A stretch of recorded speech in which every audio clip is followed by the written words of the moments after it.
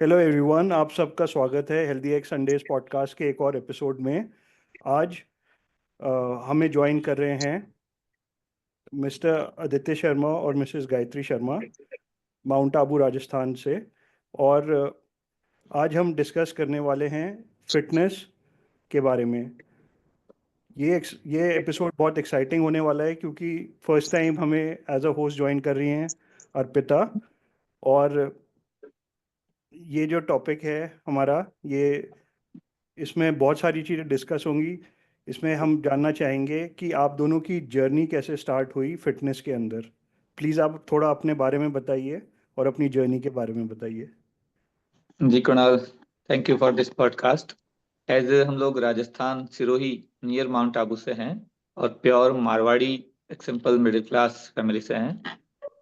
Fitness journey हमारी ये बिल्कुल डिफरेंट स्टोरी है। जनरली कोई किसी को देख के इंस्पायर होके कैसे बनने के लिए करता है, पर मेरी स्टोरी स्टार्ट हुई 2016 जब मुझे डायबिटीज का या हाइपरटेंशन का डर होने लग गया था। अराउंड 38 ईयर्स में हो गया था उस समय। और हमारे फैमिली बैकग्राउंड में डायबिटीज खून में घुली हुई है सब जगह। तो ये कहावत है ना कि लगभग 40 के बाद डायबिटीज होने का चांसेस रहता है। सो मैं उस समय से अपने हेल्थ को लेकर थोड़ा सा अवेयर हो गया था। बिल्कुल। फिर एक दिन मेरी छोटी बेटी जो है, उसने मेरे पेट पे बैठ के एक तबला बजा दिया, देखो पापा का पेट तबले जैसा। तो बहुत चुभ गया दिमाग में। तो उसके बाद मैंने ठान लिया पूरा फिट होना ही है, और मैं कंप्लीटली इसी प्रोजेक्ट पे लग गया। सही। तो शुरुआत आपसे हुई और उसके बाद मैम ने ज्वाइन किया आपको। बिल्कुल, जब मैं पूरा परफेक्ट फिट हो गया ऑलमोस्ट 3 to 5 मंथ्स में, उसके बाद में इसने भी शुरू किया मुझे देख के। मैंने इसको बिल्कुल फोर्स नहीं किया या बिल्कुल नहीं कहा कि तुम भी पतले हो या फिट हो, कुछ भी हो। एक तो को देख के दूसरे को मोटिवेशन मिल ही जाता है। जब ये ये फिट बिल्कुल हो रहे थे, हाँ, ये फिट हो रहे थे तो मुझे लगा मुझे भी कुछ करना चाहिए अपनी हेल्थ के लिए। मैं करूंगी तो बच्चे भी देख के सीखेंगे, और वैसे भी एक वुमन से ही फैमिली स्ट्रांग बनती है। बिल्कुल बिल्कुल यही। ये बहुत अच्छा एग्जाम्पल है कि एक जना शुरुआत करता है फैमिली में और उसके बाद वो चीज़ सिर्फ आपकी जनरेशन में नहीं, आपकी नेक्स्ट जनरेशन में भी बहुत फ़ायदा करती है। तो एक रोल मॉडल आप बने हैं अपनी फैमिली के लिए, बहुत अच्छी बात है। तो इसमें जैसे आपने बात करी डायबिटीज़ की, हम भी अपने पॉडकास्ट में डायबिटीज़ की बात करते हैं। तो आपको क्या लगा कि दवाइयों का सहारा लेना चाहिए या फिर डायबिटीज़ जैसी बीमारी को हम एक्सरसाइज और न्यूट्रिशन और बाकी चीज़ों से ठीक कर सकते हैं? आपका क्या एक्सपीरियंस रहा इस मामले में? बिल्कुल कुणाल, जैसा आप जानते हो, डायबिटीज एक बीमारी की श्रेणी में नहीं आता है। This is just life style disorder. तो इसको अपन अपनी हेल्दी लाइफस्टाइल मेंटेन करते हुए इसको क्यूर कर सकते हैं। सो यही सोचकर मैंने इसे हेल्दी लाइफस्टाइल को अडॉप्ट किया। और आज भगवान की दया से मैं एक डायबिटिक एजुकेटर के रूप में काम कर रहा हूँ, और लोगों को इससे दूर भगाने के लिए, हेल्दी रखने के लिए काम कर रहे हैं हम दोनों। शुरुआत मैंने भी नॉर्मली जो एक सिंपल लोग करते हैं, लाइक रनिंग, कम खाना, 2 रोटी कम कर देना, सलाद शुरू करना, सुबह शाम दौड़ने जाना, इसी चीज से शुरू किया था। बट ऑलमोस्ट बहुत जल्दी मुझे मालूम पड़ गया कि ये सब चीजें फालतू की है। इनसे उल्टा वीकनेस आएगी। डायबिटीज हो नहीं हो, लेकिन दूसरी बीमारियां हो जाएगी। उसके बाद मैंने सिर्फ अपना ध्यान, सारा ध्यान अपने आप को एजुकेट करने में लगाया। फिर मैं जहाँ भी जाता सिर्फ fitness related, health related, education related articles पढ़ता। और हाँ, मैंने डायरेक्टली गूगल, यूट्यूब पे कभी सर्च नहीं किया पेट कैसे कम करें, फटाफट एप्स कैसे बनाएं। ये काम मैंने बिल्कुल नहीं किया। मैं जस्ट गूगल पे सर्च करता, और प्रॉपर वे में जो वेबसाइट्स होती लाइक bodybuilding.com, tnation.com, या जो भी एजुकेटिव फीड्स होते हैं, सिर्फ वहां से प्रॉपर जो क्या बोलते हैं उसको, रिसर्च के साथ में आर्टिकल्स होते हैं वो पढ़े, और उनसे अपना नॉलेज बढ़ाया। देन अपने आप को सर्टिफाइड न्यूट्रिशन कंसल्टेंट के रूप में कुछ सर्टिफिकेशंस, डिग्रीज ली। उसके साथ साथ अपने को फिट किया, और वही काम आया actually. Workout, proper healthy food, Marwari खाने में कार्ब्स और फैट भरा होता है, बट प्रोटीन नहीं होता। जैसे अभी जानते हो, सभी नॉर्मल खानों में, आपके ब्लॉग्स में और काफी जगह देखा आपने, अच्छा एजुकेशन दिया है प्रोटीन के बारे में। तो वही चीज होता है। तो हमने धीरे धीरे वेज प्रोटीन सोर्सेज अपने खाने में ऐड किए, वे प्रोटीन भी लिया।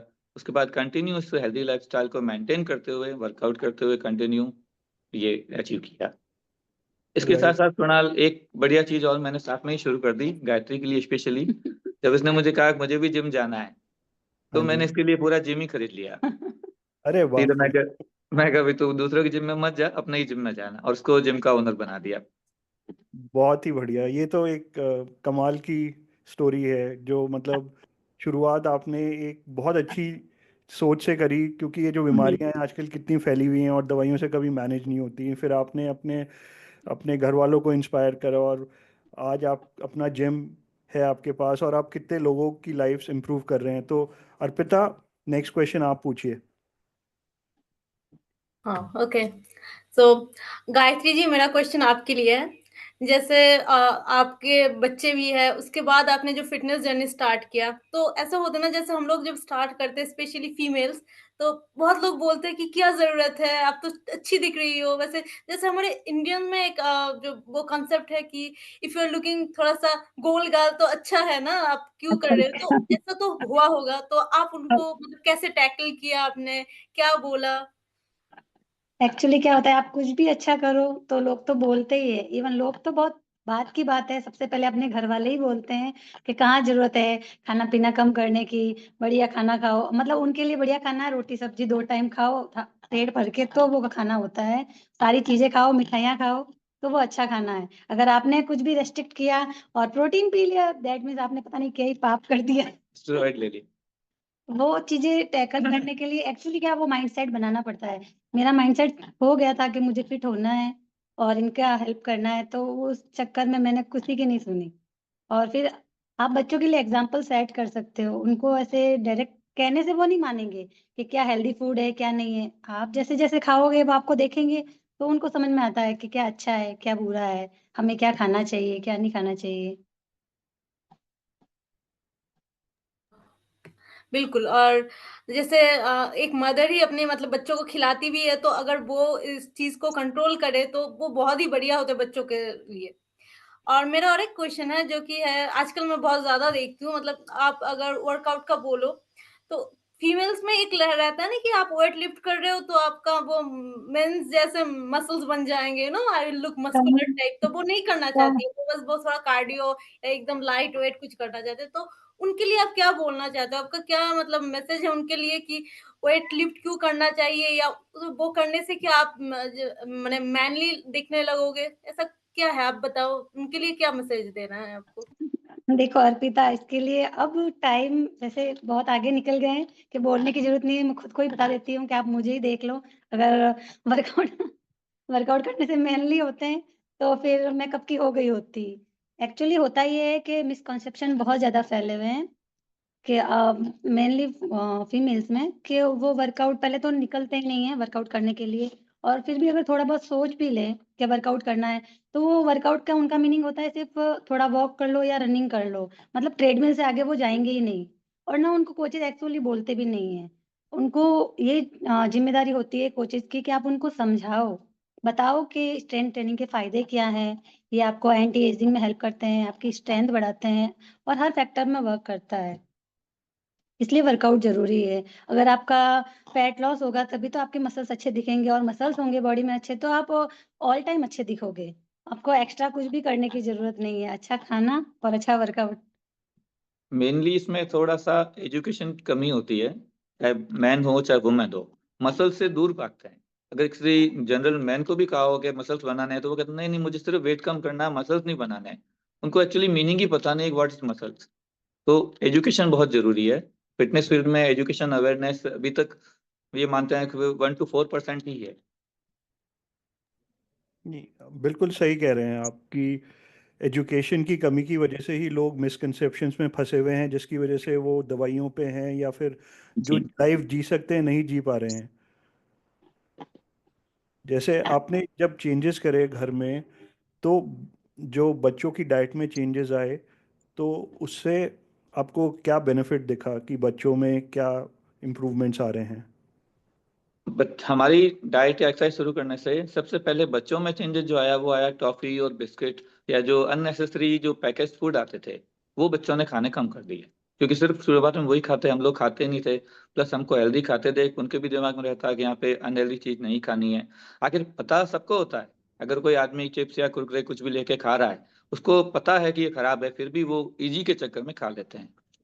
फिर मैंने एक एग्जांपल और सेट किया नया। एक ये भी आपने सुना ही होगा कि बच्चों के जिम ज्वाइन करने से या हैवी वर्कआउट करने से हाइट रुक जाती है। हाँ मैंने जी। मेरे बच्चों को 8-9 साल की उम्र से ही जिम में वर्कआउट कराना शुरू किया, weighted squats, leg raise, pull up, push up सारे। और आज भगवान की दया से मेरे बच्चों की हाइट हम दोनों से ऊपर है। इवन मेरी बच्ची की हाइट हमारे पूरे खानदान में लगभग सबसे ऊपर है। और मेरे जिम में लोग आके देखते हैं मेरे बच्चों की हाइट, बॉडी, और खुद अपने बच्चों को अब लेके आते हैं कि इन्हें भी सिखाइए। नहीं, अदरवाइज बच्चों को तो एक्सरसाइज करने ही नहीं देते लोग, क्या नहीं जाओ रनिंग करो, साइकिल करो। ठीक है, वो सब करना चाहिए, बट जो लिफ्टिंग या स्ट्रेंथ ट्रेनिंग है उसका अलग महत्व है। वो आपकी ओवरऑल हाइट बढ़ाने में, मस्कुलरिटी, लॉन्ग लाइफ लिविंग में, इसमें बहुत बेनिफिट करता है। सो बच्चा हो या बड़ा, इवन किसी भी एज का आदमी या औरत हो, उसके लिए एक्सरसाइज बेनिफिशियल है। पर थोड़ी सी हेल्दी लाइफस्टाइल। हम लोग कभी किसी क्लाइंट को ये नहीं कहते कि तुम ये छोड़ दो, रोटी मत खाओ, चावल मत खाओ, फलाना ढिगड़ा कुछ भी। हम सिर्फ ये कहते हैं कि आपकी डेली रूटीन में स्लाइटली इसको क्वांटिफाइड चेक करो कि आप कितना खा रहे हो, और थोड़े से प्रोटीन सोर्सेज ऐड कर दो, बस। ये लाइफस्टाइल चेंज हो गया।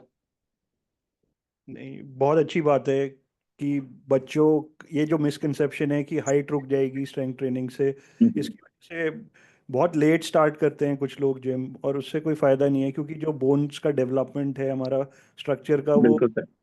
एक, मेरे ख्याल से कौन सी एज आप मानते हैं कि ठीक रहती है बच्चों की? जैसे आपने 8-9 साल में शुरू कराया बच्चों, वो भी एज अच्छी बिल्कुल, है कि नहीं? लगभग 8-9 साल से आप स्टार्टिंग बॉडी वेट एक्सरसाइज से बच्चों को करा सकते हैं। फिर जैसे जैसे उनकी स्ट्रेंथ डेवलप होती है, हो सकता है 3 महीने बाद हो सकता है 1 महीने बाद हो, या साल भर बाद हो, उसके बाद आपको धीरे धीरे बच्चों को वेट ट्रेनिंग पे शिफ्ट करना होता है।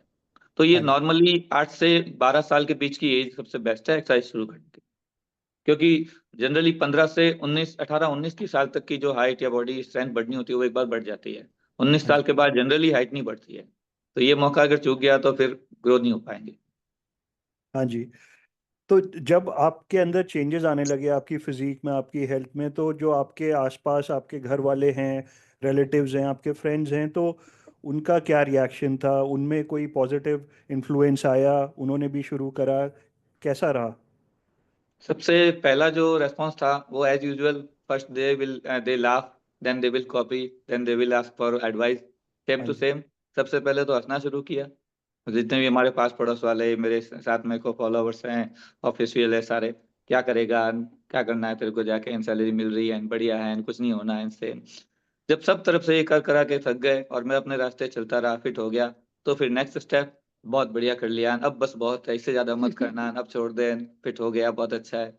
फिर भी नहीं रुका, तब अब तीसरे, अब लगभग उसमें से 80% सब मेरे क्लाइंट्स हैं और अब एडवाइस लेते हैं, और बाकायदा कुछ लोग फॉलो भी करते हैं। हर कोई नहीं करता, क्योंकि फिटनेस सबके लिए इतना इजी नहीं है फॉलो करना। लेकिन काफी चीजें लोगों ने मुझे देख के, मेरे साथ रहने वालों ने मेरे सर्कल में चेंज कर दिया है। जैसे उनका पानी, डेली वाटर इनटेक काफी बढ़ गया। अगर कोई दूसरा स्मोकिंग या अल्कोहलिक है तो उसका बिल्कुल कम हो गया या छोड़ दिया। इसी तरह खाने में भी मुझे देखते, जनरली जहाँ भी होटल के आसपास कोई जंक फूड वाले खड़े होते हैं, एक बार मुंह उधर कर लेते हैं। हालांकि ऐसा नहीं है, हम लोग बना नहीं करते। ऑकेजनली कुछ भी खाने के लिए हम लोग छूट देते हैं कि आप खा सकते हो, खाना भी चाहिए। आके सोशल गैदरिंग है, कहीं पार्टी फंक्शन में जाते हैं, अलाउड हर चीज, बट अपनी लाइफस्टाइल में थोड़ी सी हेल्दी चीजों को ऐड कर लो, यही तो हम चाहते हैं। नहीं, बहुत बहुत सही बात है। अर्पिता, नेक्स्ट क्वेश्चन आप पूछिए प्लीज।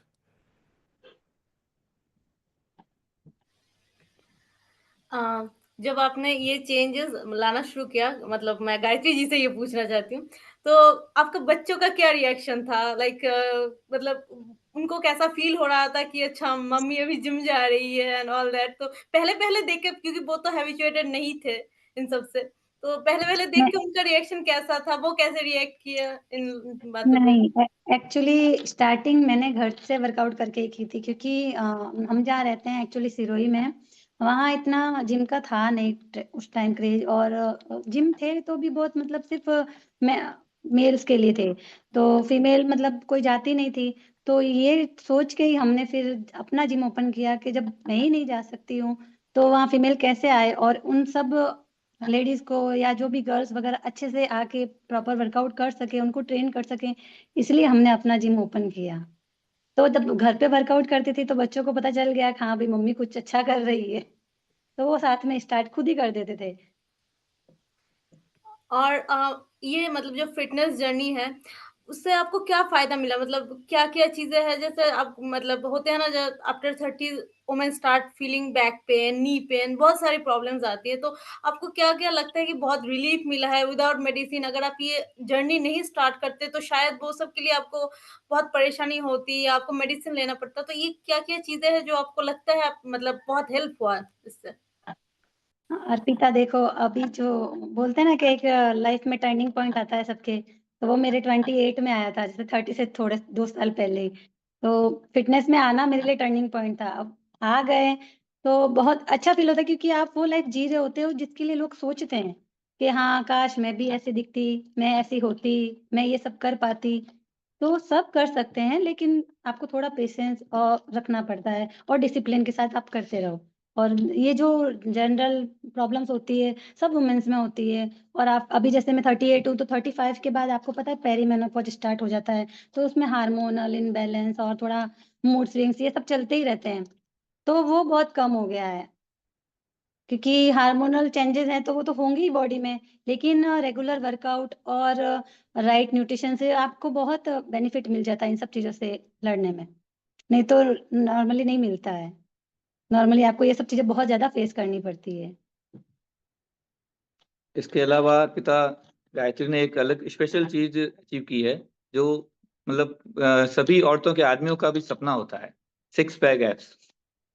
इसने 2018 में ही बहुत ही अच्छे 6 पैक ऐप डेवलप किए थे, और उसके बाद ये सबसे ज्यादा पॉपुलर हो गई थी, एकदम मारवाड़ी वुमेन विद 6 पैक। आज भी मेंटेन है इसके। या ग्रेट, मतलब मैंने देखा आप लोगों का transformation, it's really really great, it's very much inspiring. Kunal, thank अब यू। आप।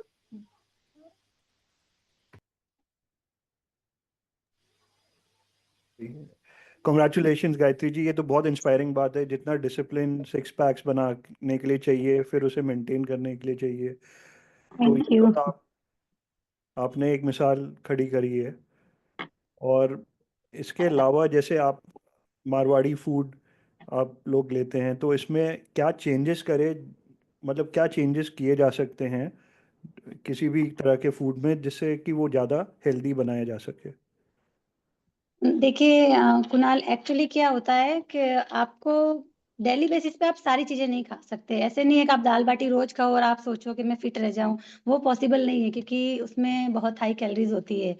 तो आपको ये करना होता है कि आप रेगुलर बेसिस पे जो हेल्दी फूड्स हैं, मतलब बाटी, आप दाल तो इंक्लूड करते ही हैं खाने में, लेकिन सिर्फ़ बाटी कर रहे हैं तो उसमें कोई नुकसान नहीं है। लेकिन अगर आप चूरमा रोज़ खा रहे हो, तो वो सही नहीं है। घी डाल हाँ, डाल के। हाँ, घी डाल के। तो राइट। फूड कोई भी खराब नहीं है, आपको ये हाँ, करना पड़ता है कि आपको फैट कितना लेना है, क्योंकि कार्ब्स तो हमारे फूड में होते ही हैं, प्रोटीन नहीं होता है।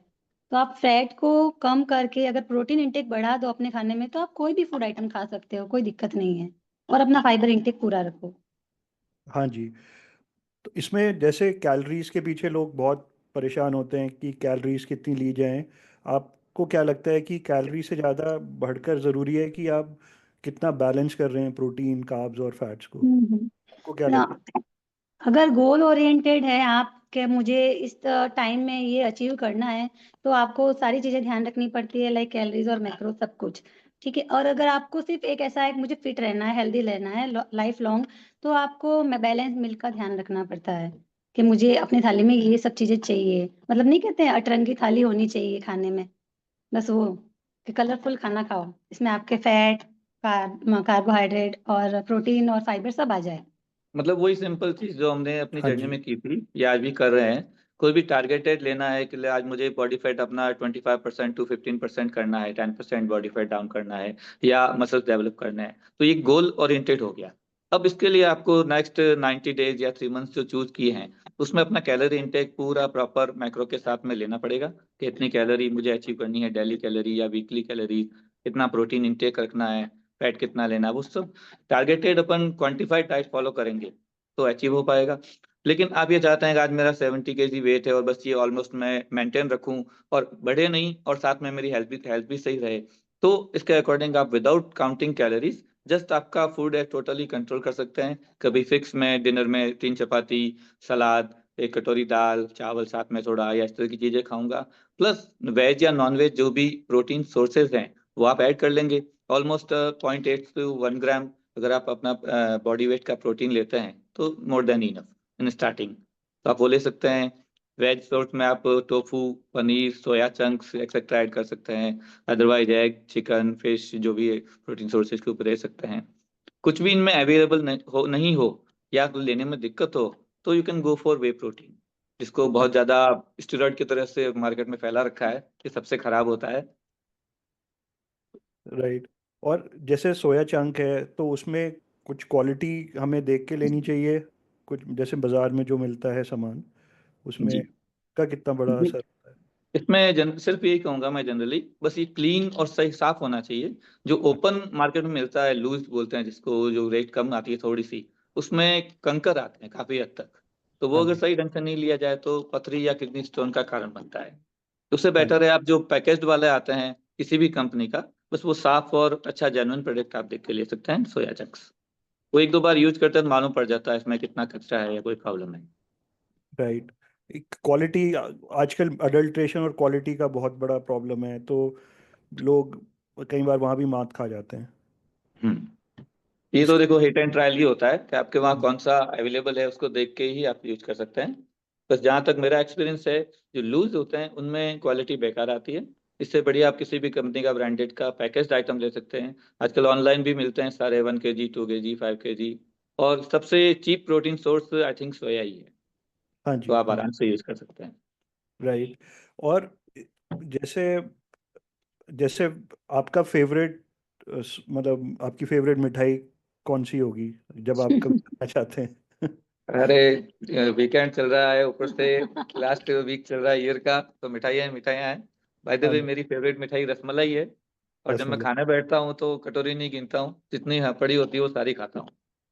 रसमलाई तो काफी हेल्दी मिठाइयों में आती है वैसे। अब हेल्दी या अनहेल्दी तो नहीं पता, बस मिठाई अच्छी होती है।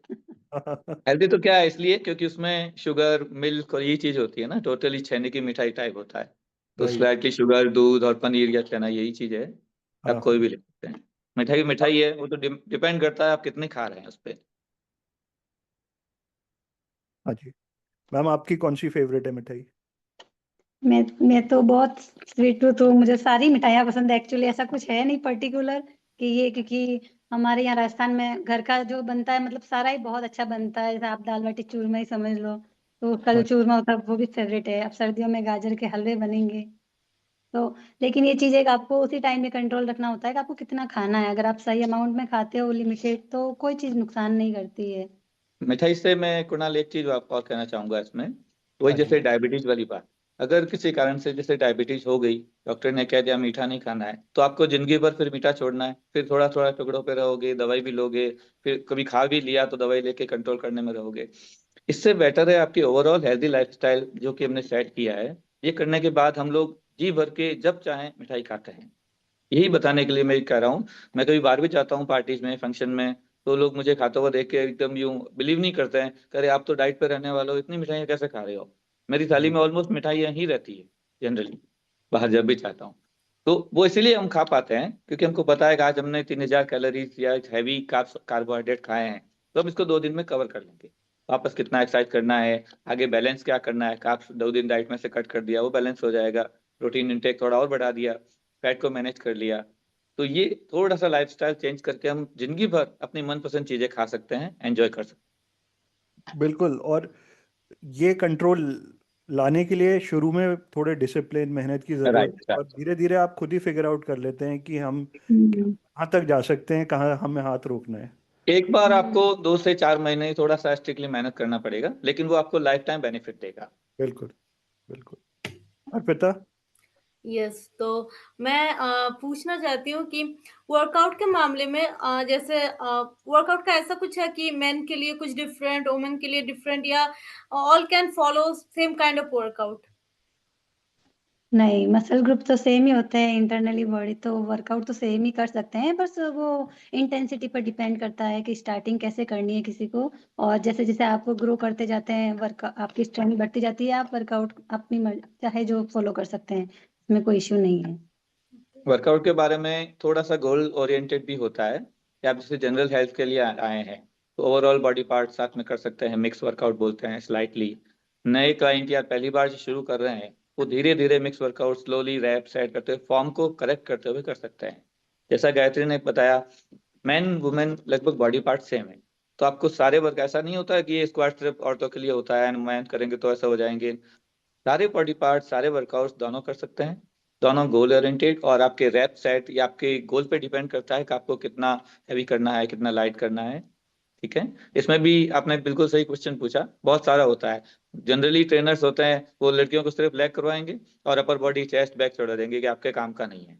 और बॉयज जितने भी होते हैं उनमें से मैं खुद देखता हूँ अपने जिम में या कहीं भी जिम में लेग्स को अवॉइड कर देते हैं।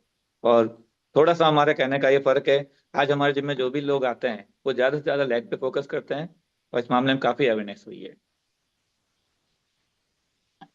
और एक मैं चीज़ पूछना चाहती हूँ कि आप लोग तो मारवाड़ी कम्युनिटी से हो, तो आपके अपने कम्युनिटी में जो रिलेटिव्स है, क्लोज फ्रेंड्स हैं, तो उनमें क्या चेंजेस आ रहे हैं? मतलब ओवरऑल दे आर लाइक कि हाँ, हम लोगों को भी थोड़ा-सा देख के खाना चाहिए और खाने में प्रोटीन ऐड करना चाहिए, ये सब सारी चीज़ें वहाँ भी थोड़ा अवेयरनेस बढ़ रहा होगा आई एम श्योर, तो उनमें क्या चेंजेस आ रहे हैं आप देख रहे हो? बिल्कुल, हमारी कम्युनिटी क्या हमारे रिलेटिव्स आसपास जानने वाले सभी लोग हमको देख देख के क्वेश्चन पूछते रहते हैं, इवन कि मैं ये खाऊं या नहीं खाऊं, फैट कम करने के लिए क्या करना पड़ेगा। तो ये अवेयरनेस डेफिनेटली आई है, कुछ लोग उसको फॉलो कर पाते हैं, कुछ लोग वही मिर्ची बड़ा कोफ्ता हमारे तो चलने दो नाश्ते में यही चलेगा गोली ले लेंगे वाली बात होती है। तो सब तरह के लोग होते हैं, बट ओवरऑल काफी डिफरेंस आया है, लोगों के खान पान चेंज हो गए हैं, खाने से पहले 2 बार सोचने लगे हैं लोग।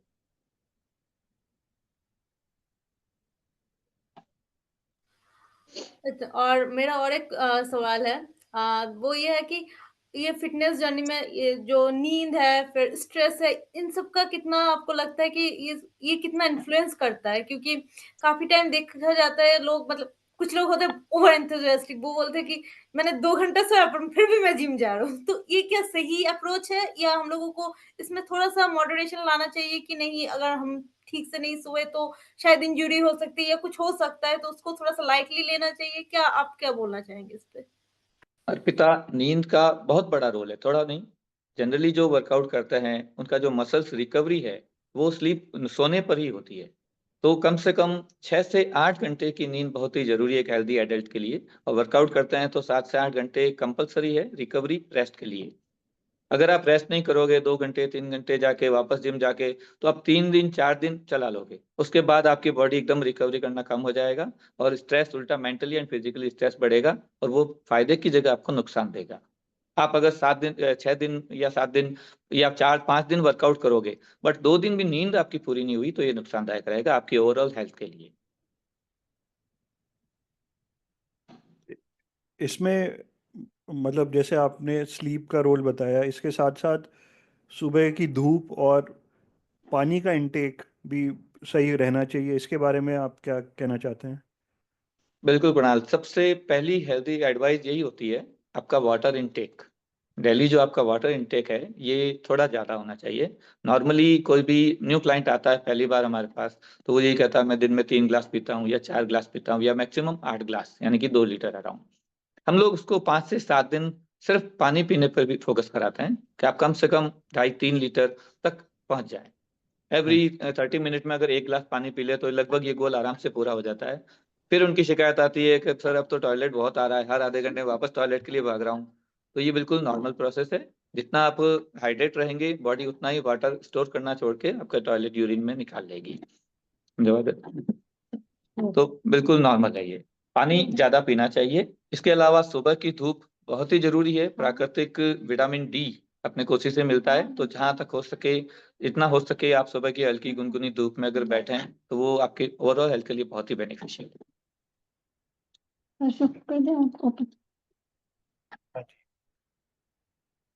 अर्पिता, यस कुणाल। सो हाँ, ये जो आपने सनलाइट वाली बात बोली वो तो बहुत बहुत सही बात है, और हम लोग अभी जो होता है हम लोग जाते ही नहीं है धूप में। राइट और राइट। आप देखोगे अभी तो सबका विटामिन डी जैसे वन डिजिट में देखने को मिलता है, इतना इतना विटामिन डी खराब हो रहा एंड है। B12 डेफिशिएंसी दिखेगी आपको सभी में। Yes yes. आई थिंक 2-3 दिन पहले ही कोई न्यूज़ रिपोर्ट भी आई इस हिसाब से कि B12 भी बहुत कम होते हैं, अभी विटामिन डी भी जी बहुत कम है, तो ये बहुत ही ज़रूरी है, एक बहुत जी अच्छा पॉइंट आपने ऐड किया है। तो जी मेरा और एक क्वेश्चन है, वो है वर्कआउट रिलेटेड ही, कि जब फीमेल्स के पीरियड्स में वो उनको वर्कआउट करना चाहिए कि नहीं करना चाहिए, या शायद इंटेंसिटी कम करना चाहिए, मतलब क्या करना सही रहेगा उनके लिए? देखो अर्पिता, ये टोटली डिपेंड करता है पर्सन टू पर्सन कि वो सामने से कैसे कंफर्ट फील कर रहे हैं। अगर वो वर्कआउट उनको क्रैम्प्स नहीं हो रहे हैं, वो मेंटली स्ट्रांग है और वो सब फेस कर सकते हैं कि मुझे वर्कआउट करना है, उससे मुझे बेटर फील होता है, तो वो वर्कआउट कर सकते हैं, इसमें कोई इश्यू नहीं है। पर आप ये है कि एकदम हैवी लिफ्ट मत करो, नॉर्मल टू मॉडरेट आप वर्कआउट कर सकते हो। और किसी को बहुत ज़्यादा क्रैम्प्स होते हैं, तो वो मुझे पूछते भी हैं कि मैम वर्कआउट करें या ना करें, तो उनको रेस्ट के लिए बोल देते हैं। तो ये डिपेंड करता है सब। अगर क्रैम्प ज़्यादा ना हो तो अगर मैनेजेबल हो तो आप कर सकते हो, कोई हाँ, इश्यू नहीं है, तो वर्कआउट उसमें इश्यू बोथ कुछ करके नहीं आ है। जाते हैं। ओके, हुँ, ओके। हुँ। और आप लोग नॉर्मली आप लोगों का डेली मील कैसा होता है? आप लोगों का थाली कैसा दिखता है? क्या-क्या रहता है? तो वो प्लीज़ बताइए हमें। हम लोग जनरली हमारी थाली स्टोरीज पे डालते रहते हैं, इंस्टा पे, एफबी पे। तो बहुत ही सिंपल डेली जो रेगुलर मील होता है वो रहता है हमारा। लाइक पनीर इंक्लूड होता है, पनीर, सलाद हो गया, इसके अलावा सोया और चावल, ये हमारा मेन डिनर में रहता है, सोया चावल कम्प्लीटली। जब थोड़ा सा मौसम गर्म हो जाएगा उसके बाद हम दही बड़े बनाते हैं, पनीर के, पालक के, इस तरह की चीजें लेते हैं। लेकिन सोया, पनीर और चावल, ये तीन चीज ऑलवेज हमारे खाने में रहता है, चाहे कैसा भी खाएं। फिलहाल सर्दी है तो गाजर का हलवा, हल्दी की सब्जी, बाजरे का सोगरा, ये भी रहेगा। ये रेगुलर मील है। हम क्या करते हैं, जैसे शाम शाम को चावल है तो चावल को बाजरे के आटे से रिप्लेस कर देते हैं। 100 ग्राम राइस तो ले रहे हैं, उसकी जगह 100 ग्राम बाजरे का आटा ले लिया, उसका फुल एक सोगरा बोलते हैं राजस्थानी में, बाजरे की रोटी, वो हो जाती है, साथ में कढ़ी हो जाती है, साथ में और सोया उसमें यूं क्यों इंक्लूड रहता है, सोया की सब्जी बनती है ना, तो यही चीज वो सेम बन जाती है। आप चाइस लो, चाहे कोई भी अनाज लो दूसरा, उसी क्वांटिटी में you can replace with it. बाकी ये पनीर नहीं खाती है तो उसकी जगह इसको पोहे, ये पोहे ले सकती है, पीनट बटर, ब्रेड, वे प्रोटीन, ये हम लोग लेते हैं। सप्लीमेंट में वे प्रोटीन अलग से ऐड करना पड़ता है, बिकॉज प्रोटीन कंप्लीट करने के लिए जरूरी है। जैसे मेरा प्रोटीन इनटेक 120 ग्राम डेली है, वेट मेरे वेट का डबल लेता हूँ मैं, तो वो सोया से पूरा नहीं कर पाता मैं, सो इंक्लूड करना पड़ता है हमको वे। साथ में क्रिएटिन लिया जाता है, क्रिएटिन लेते हैं हम लोग। आपने क्रिएटिन रिलेटेड क्वेश्चन नहीं पूछा अर्पिता, कि वुमेन को क्रिएटिन लेना चाहिए या नहीं लेना चाहिए। एक्चुअली मैं पूछने वाली थी, मेरा नेक्स्ट Right. क्वेश्चन यही होने वाला था। नॉट वुमेन बट सबके लिए, मतलब बहुत लोग सोचते हैं कि क्रिएटिन लेने से क्या होगा, क्या नहीं होगा, हाँ मतलब जैसे व्हे प्रोटीन को लेके बहुत टैबू है, इसको लेके इससे भी ज़्यादा टैबू है। तो मैं पूछना चाहती थी कि क्या ये सेफ है, सब ले सकते हैं? मतलब आप इसके बारे में बताइए, और क्या बिल्कुल, हेल्प करती है ये? या क्रिएटिन 100% सेफ है, अंटिल आपके कोई लिवर किडनी रिलेटेड पहले से मेडिकल इश्यू नहीं है तो।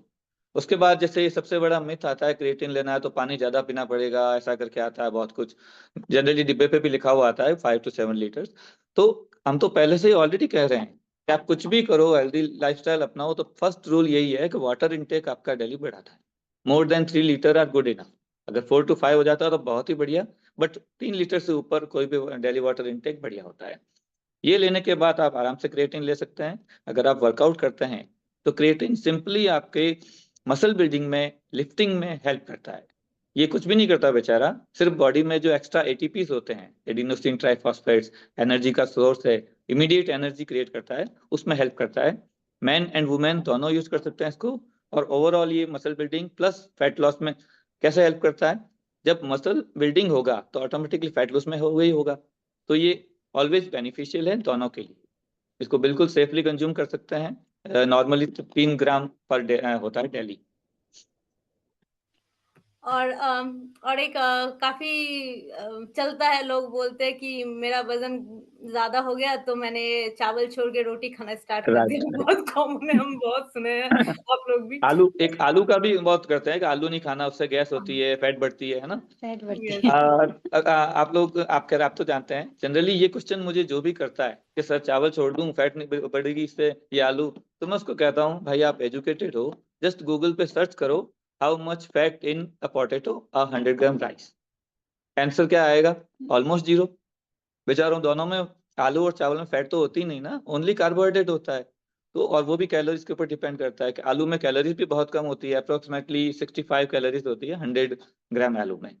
तो आलू, चावल या कोई भी फूड फैट गेन या वेट गेन नहीं करवाता। आपकी जो टोटल कैलोरीज आप कितनी ले रहे हो, कितना फूड खा रहे हो डेली अमाउंट में, वो डिपेंड करता है आपका वेट गेन होगा या वेट लॉस होगा। काफी फूड्स को बदनाम कर रखा है लोगों ने फालतू में।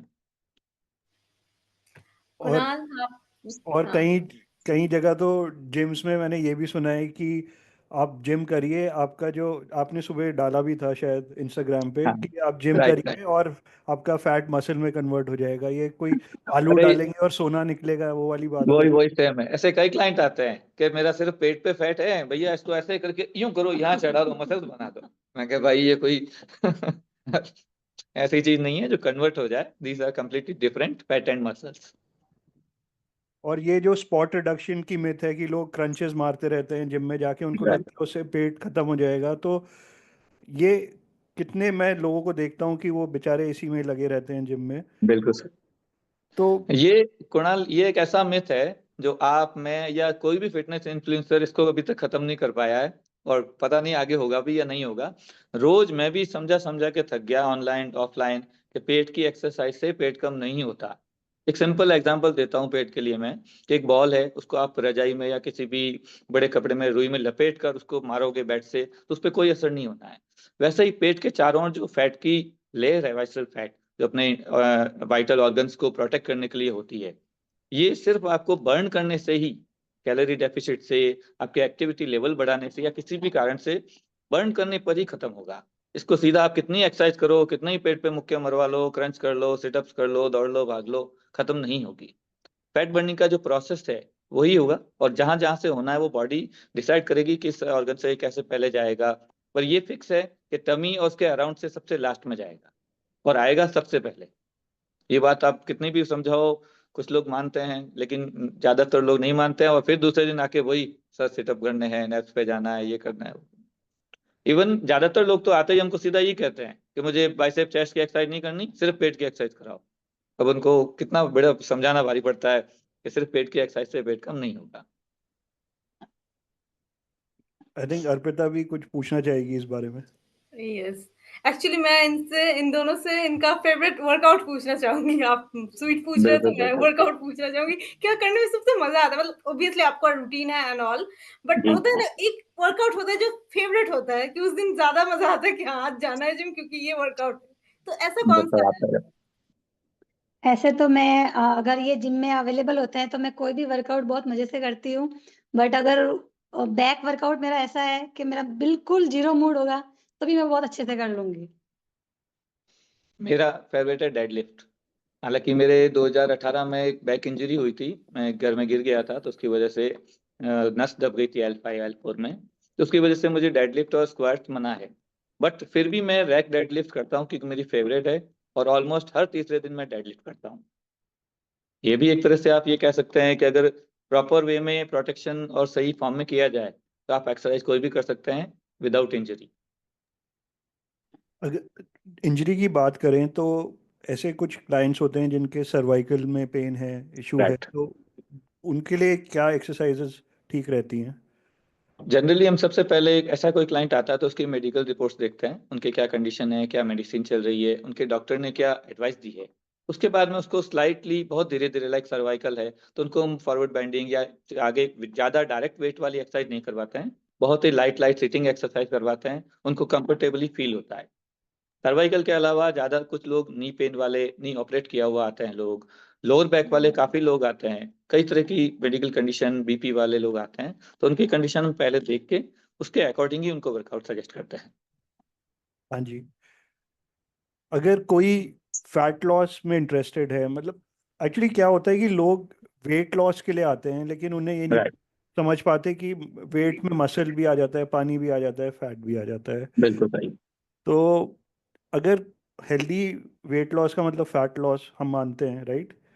तो उसके लिए आप क्या रेकमेंड करेंगे? कंपाउंड मूवमेंट्स रेकमेंड करेंगे, और किस तरह की कार्डियो वर्सेस स्ट्रेंथ ट्रेनिंग में कितना प्रोपोर्शन रखना चाहिए? बिल्कुल सही।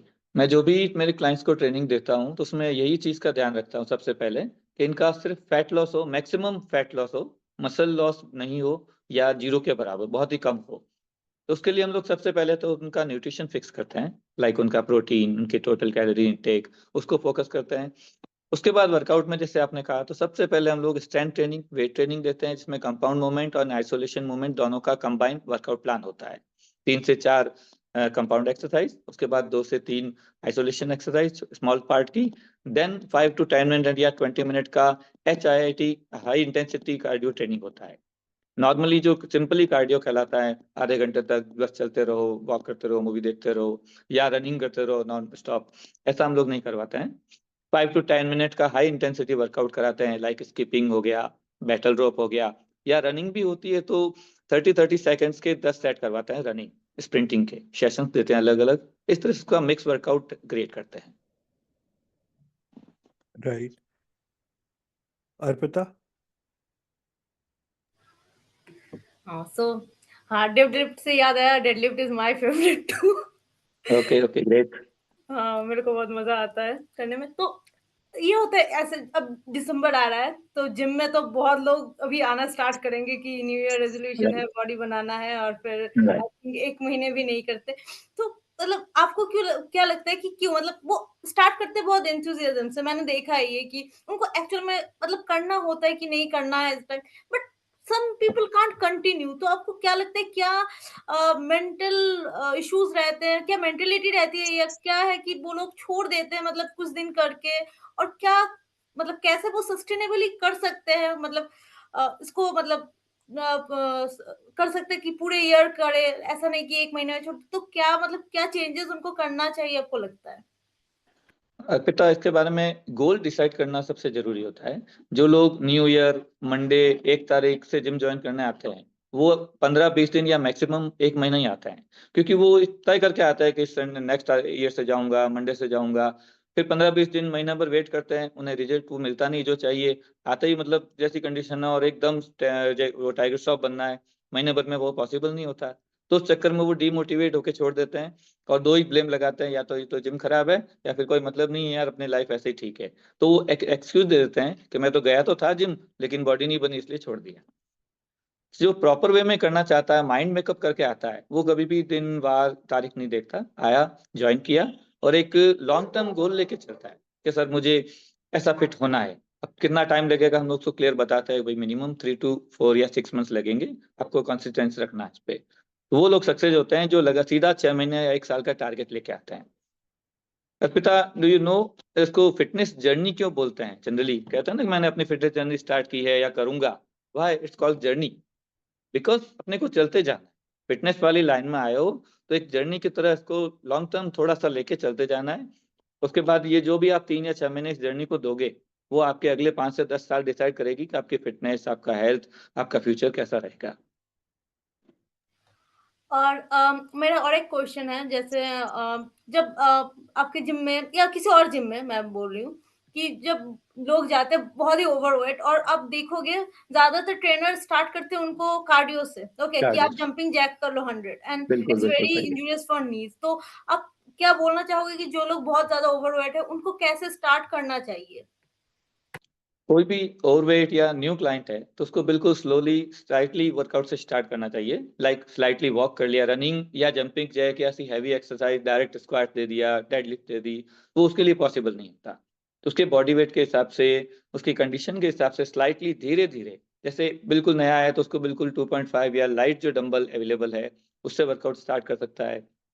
उसके ट्रेनर को चाहिए कि उसकी फॉर्म करेक्ट करे, उसको सिखाए कि इस एक्सरसाइज का नाम ये है, ये काम आती है और इसका ये प्रॉपर फॉर्म है। कुछ दिन, 1 से 2 वीक या 3 वीक, जब उसका फॉर्म करेक्शन हो जाए, उसके बाद में स्लोली उसको प्रोग्रेसिव ओवरलोड देते हुए वेट और रैप धीरे धीरे बढ़ा सकता है। ये प्रॉपर वे है किसी को भी ट्रेनिंग देने का। ये आपने जो कहा वो बहुत ही ज़रूरी है, और ये जिम ट्रेनर्स में ये अवेयरनेस भी बहुत ज़रूरी है, क्योंकि मैं पर्सनली 10 इयर्स बैक मैंने स्टार्ट किया था। जब मैं फर्स्ट जिम गई, I didn't know much about workouts, तो जो मेरे ट्रेनर थे, he made me do jumping jacks a lot, and जिसकी वजह से मेरी नी इंजर्ड हुई थी, एंड बिल्कुल बिल्कुल। उसकी वजह से मुझे बहुत सफ़र करना पड़ा था, एंड देन आई लर्न कि स्ट्रेंथ ट्रेनिंग करना चाहिए एंड ऑल दैट। तो ये बहुत ही ज़रूरी बात है जो आपने बोला कि इज़ी स्टार्ट करना है, देख के कि कितना वो कर सकता है। और कुणाल, आप कुछ पूछना चाहेंगे? तो कुणाल, ये एक चीज और इसमें, नए क्लाइंट जैसे आपने पहले क्वेश्चन पूछा था जल्दी क्यों छोड़ देते हैं, एक रीजन उसमें ये भी रहता है, किसी नए बच्चे ने जो ज्यादा फैटी भी नहीं है, नॉर्मल है, उसने जिम ज्वाइन की और ट्रेनर ने उसको पहले ही दिन स्क्वाट्स करा दिए हैवी और डेडलिफ्ट करा दी, बेंच प्रेस करवा दी खूब सारी, मतलब अच्छा वर्कआउट करवा दिया, नेक्स्ट डे उसकी बॉडी इतना पेन करेगी वो वापस जाएगा ही नहीं। तो ये भी एक रीजन होता है एकदम एक्सेस वर्कआउट कराना नए लोगों को, तो उनके फिर वो डर बैठ जाता है कि इतना बॉडी पेन होगा मैं नहीं जा पाऊंगा। इससे मेरा और एक क्वेश्चन आया कि जब मसल सोरनेस होता है, जब आप स्टार्ट कर रहे हो या आप मतलब कुछ दिन शायद नहीं गए फिर से स्टार्ट किए तो मसल सोरनेस होता है, तो उसको हम लोग रिकवरी के लिए क्या-क्या करना चाहिए?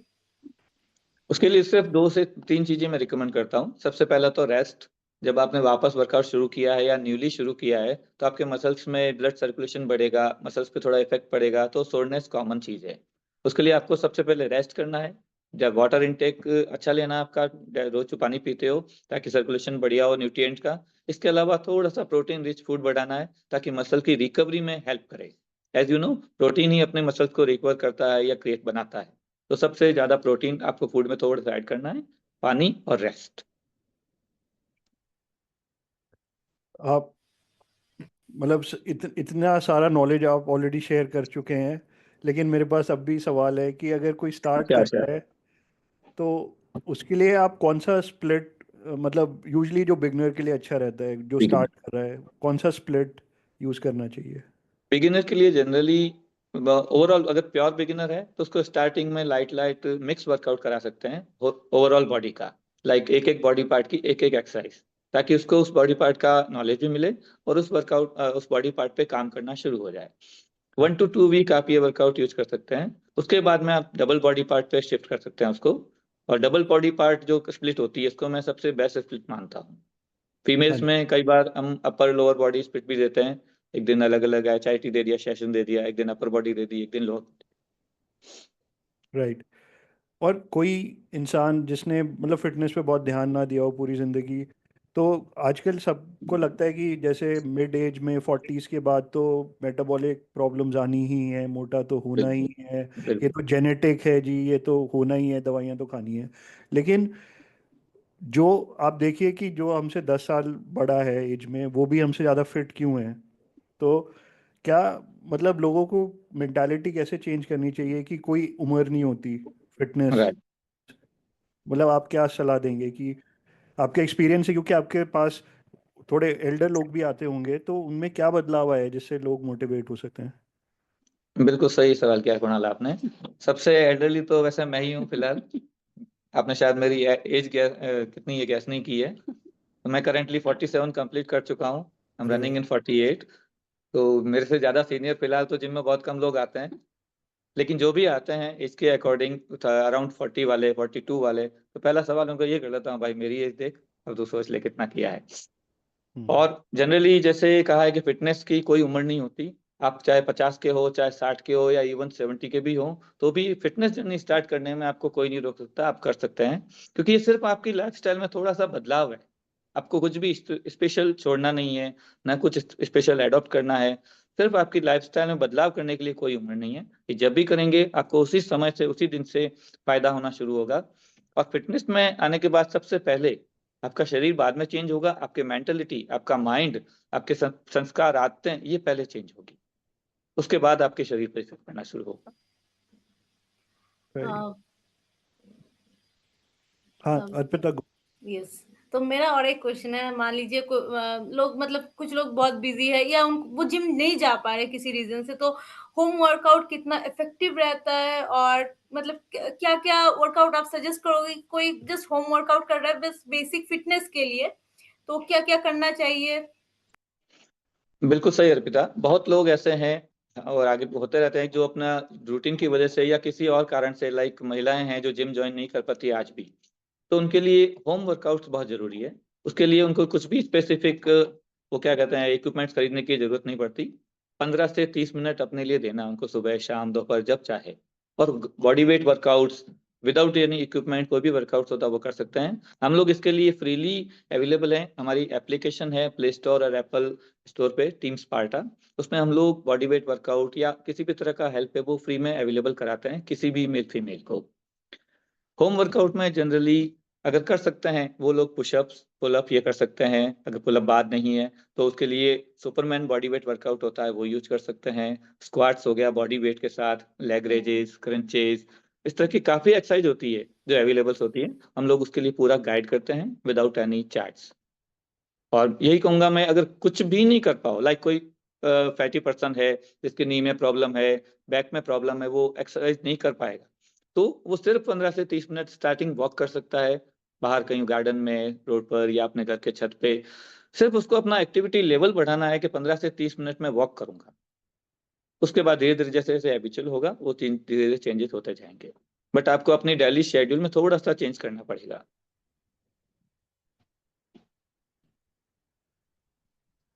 राइट। होम वर्कआउट के अलावा जिनके पास अगर इक्विपमेंट्स हैं कुछ, लाइक एक बेंच हो गई, स्कीपिंग रोप हो गया, या कोई रेजिस्टेंस बैंड, कुछ डंबल्स अवेलेबल हैं, तो वो घर पे भी वर्कआउट करते हैं। उनको लिए अलग से वर्कआउट्स अवेलेबल होते हैं जो आप कहीं भी गूगल पे ढूंढ सकते हैं, किसी भी फिटनेस ऐप में यूज कर सकते हैं, ढूंढ सकते हैं, या हमें या किसी को भी पूछ के भी यूज कर सकते हैं। ऐसा नहीं है कि जिम ज्वाइन करना ही जरूरी है, हमारा जिम है, बट मैं ये नहीं कहता कि जिम जरूरी है, आप वर्कआउट घर पे भी कर सकते हैं, कहीं भी कर सकते हैं। वर्कआउट जरूरी है। वर्कआउट जरूरी है, जिम नहीं। बहुत बहुत सही।